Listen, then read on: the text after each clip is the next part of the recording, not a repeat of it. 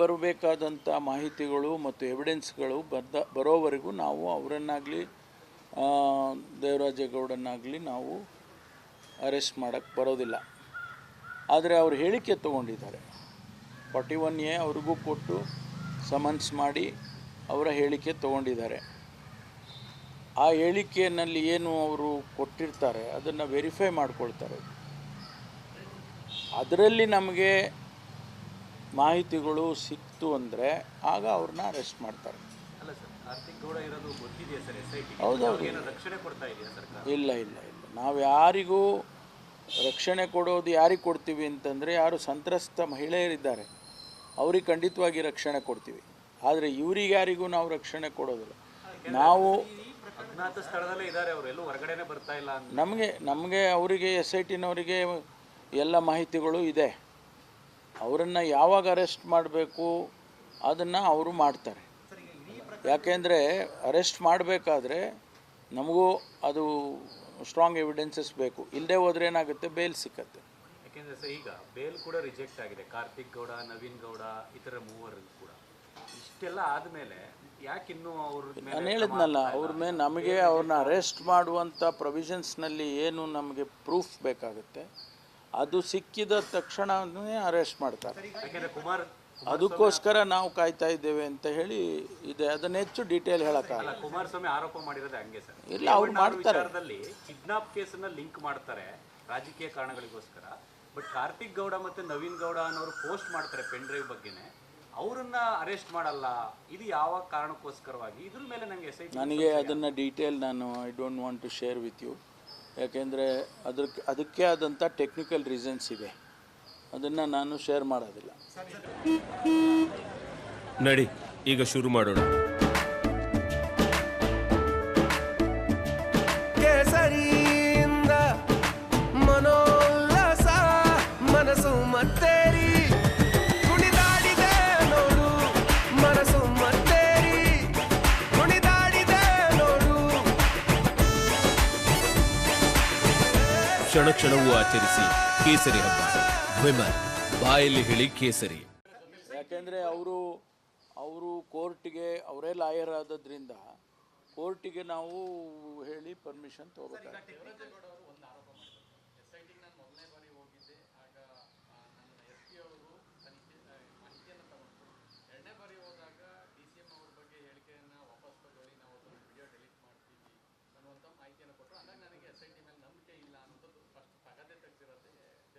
ಗೊತ್ತಿಲ್ಲ, ಅದೆಲ್ಲ ಇಂಡಿವಿಜುವಲಿಸ್ಟಿಕ್ಕು.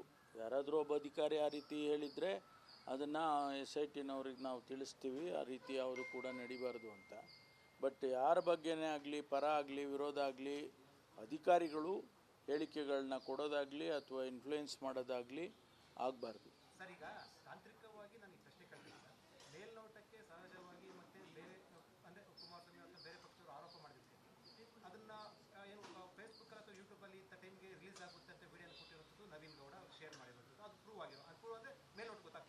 ಕಾರ್ತಿಕ್ ಗೌಡ ಕೇಂದ್ರ ಬಿಂದು ಆಗಿರುವುದು. ಸೊ ಇಬ್ಬರನ್ನು ವಶಕ್ಕೆ ತೆಗೆದುಕೊಳ್ಳೋದಿಲ್ಲ, ವಿಚಾರಣೆ ಕೂಡ ಮಾಡಿಲ್ಲ ಅಂದ್ರೆ ಸರ್ಕಾರ ನೋಡಿ, ಒಂದಷ್ಟು ಅನುಮಾನ ಬರ್ತಾರೆ. ಯಾರೋ ಈಗ ಸಾರ್ವಜನಿಕವಾಗಿ ಕೆಲವರು ಪ್ರಶ್ನೆಗಳು ಕೇಳ್ತಾರೆ, ಸಹಜ ಅದು. ಆದರೆ ಕಾನೂನಿನ ಚೌಕಟ್ಟಿನಲ್ಲಿ ಮತ್ತು ಟೆಕ್ನಿಕಲ್ಲಾಗಿ ಏನು ಮಾಡಬೇಕು, ಯಾವಾಗ ಅರೆಸ್ಟ್ ಮಾಡಬೇಕು, ಯಾವಾಗ ಅವ್ರನ್ನ ಕರ್ಕೊಂಡು ಬರಬೇಕು, ಅದೆಲ್ಲವೂ ಕೂಡ ನಾವು ಹೇಳಿ ಇನ್ಫ್ಲೂಯೆನ್ಸ್ ಮಾಡೋಕ್ಕಾಗೋದಿಲ್ಲ. SITನವ್ರಿಗೆ ಗೊತ್ತಿದೆ, ಕಾರ್ತಿಕ್ ಗೌಡ ಅವ್ರ ಬಗ್ಗೆ ಗೊತ್ತಿದೆ, ದೇವರಾಜ್ ಗೌಡ ಅವ್ರ ಬಗ್ಗೆ ಗೊತ್ತಿದೆ, ಅವ್ರನ್ನ ಅರೆಸ್ಟ್ ಮಾಡೋವಂಥ ನವೀನ್ ಗೌಡ ಅಂತ ಗೊತ್ತಿದೆ. ಅದನ್ನು ಅರೆಸ್ಟ್ ಮಾಡುವಾಗ ಖಂಡಿತವಾಗಿ ಮುಲಾಜಿಲ್ಲದೆ ಅರೆಸ್ಟ್ ಮಾಡ್ತಾರೆ. ವಿಚಾರಣೆ ಮಾಡಿದ್ದಾರೆ, 41A ಕರ್ಕೊಂಡು ವಿಚಾರಣೆ ಮಾಡಿದ್ದಾರೆ, ಸ್ಟೇಟ್ಮೆಂಟ್ ತೊಗೊಂಡಿದ್ದಾರೆ. ಅದೆಲ್ಲ ನಾವು ಹೇಳೋಕ್ಕಾಗಲ್ಲ. ಕಂಪ್ಲೇಂಟ್ ಕೊಡದೆ ಹೇಗೆ ಅವ್ರನ್ನ ಕರ್ಕೊಂಡು ಬರೋಕ್ಕಾಗುತ್ತೆ? ಸಂಖ್ಯೆಗಳನ್ನ ಹೇಳೋಕ್ಕೆ ಹೋಗೋದಿಲ್ಲ ನಾನು. ಈಗಾಗಲೇ ನಮಗೆ 5 ಜನದ್ದು ನಾವು ಸ್ಟೇಟ್ಮೆಂಟ್ಗಳು ರೆಕಾರ್ಡ್ ಮಾಡಿದ್ದಾರೆ. ಮತ್ತು ಫರ್ದರ್ ಡೀಟೇಲ್ಸು ಅವೆಲ್ಲ ಹೇಳೋಕ್ಕೆ ಬರೋದಿಲ್ಲ. ಹೌದೌದು, ರೇವಣ್ಣ ಮತ್ತು ಸತೀಶ್ ಅವ್ರದ್ದು ಹೊರತುಪಡಿಸಿ ಇನ್ಯಾರು ಸರ್ 3 ಜನ ಅರೆಸ್ಟ್ ಎಲ್ಲ ಡೀಟೇಲ್ಸ್ ಹೇಳೋಕ್ಕಾಗೋದಿಲ್ಲ ರೀ. ಎಲ್ಲ ಸುಮ್ಮನೆ ನೀವು ಅವ್ರು ಹೇಳ್ತಾರೆ ಅಂತ ನೀವು ಹೇಳ್ತೀರಾ ಅಂತ ನಾನು ಡಿಸ್ಕ್ಲೋಸ್ ಮಾಡೋಕ್ಕಾಗಲ್ಲ.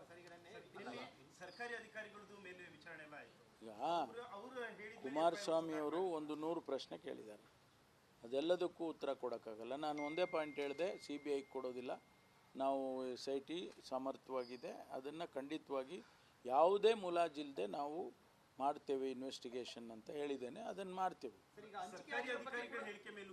ಅವ್ರು ಹಿಂಗೆ ಇಂತಿಂಥದ್ದೇ ಪ್ರಶ್ನೆ ಅಂತ ಹೇಳಿ ಈಗ ನೀವು ಕೇಳಿದಾಗ ಸಂಶಯ ಏನಕ್ಕೆ ಅಂದ್ರೆ ಈಗ ರೇವಣ್ಣ ಅವರು ಸತೀಶ್ ಬಾಬು ಸಂಶಯ ಪಡೋ ಅಗತ್ಯ ಇಲ್ಲ. ನಾನು ಹೇಳ್ತಾ ಇದ್ದೀನಿ.